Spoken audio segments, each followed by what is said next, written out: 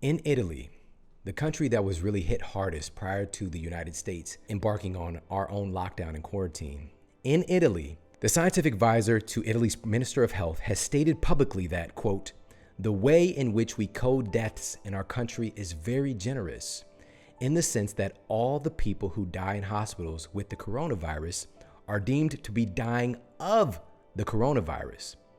On reevaluation by the National Institute of Health, only 12% of death certificates have shown a direct causality from coronavirus, while 88% of patients who have died that have been infected with the coronavirus had at least one premorbidity. Many times they had 2 or 3, end quote. Another Italian government official encapsulated the data by saying, quote, I want you to remember that these people died with the coronavirus and not from the coronavirus, end quote.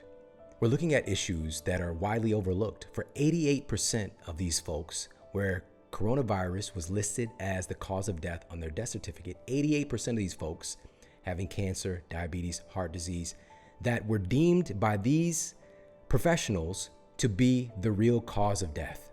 They just happen to have the virus. And so when you take that piece of data into account, it slashes the number of deaths by thousands. Suddenly it becomes less scary, and suddenly should shift our conversation to how do we help 88% of these folks who are so susceptible to dying because of chronic illnesses that are largely driven by things that are controllable.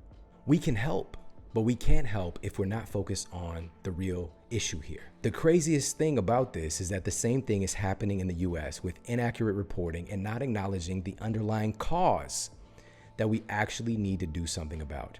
In the US, the vast majority of deaths, 94% at this point reported, occurred in patients with underlying conditions.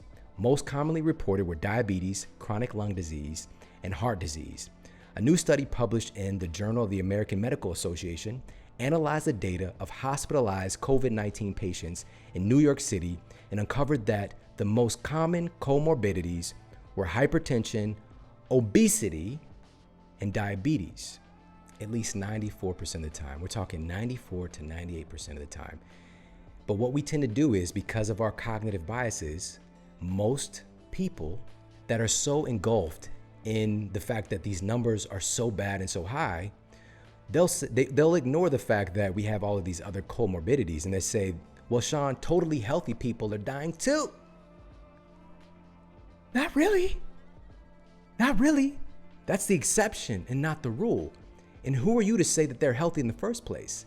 None of us are immune from the basic laws of the body. None of you are immune, myself included, from the basic laws of human health.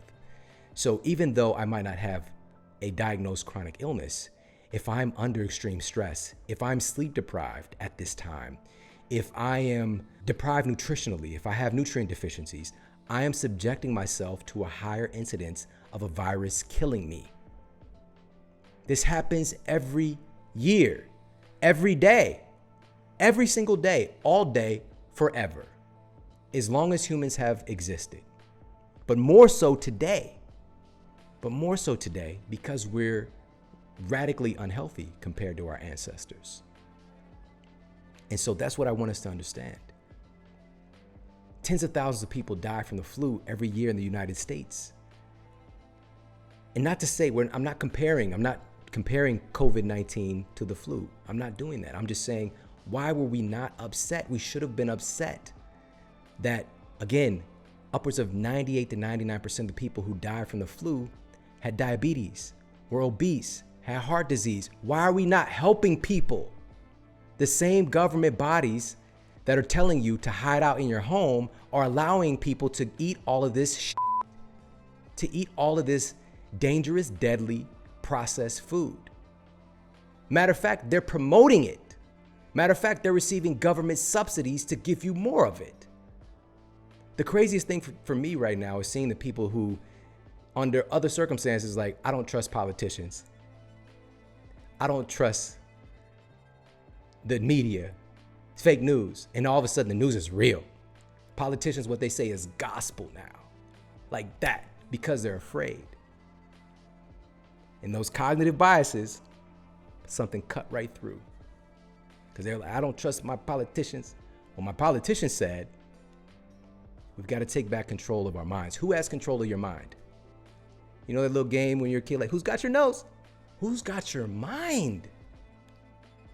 Who's got your mind? Again, not to say we don't have an issue here, but we're going to expand on this even more so you know what the real issue is.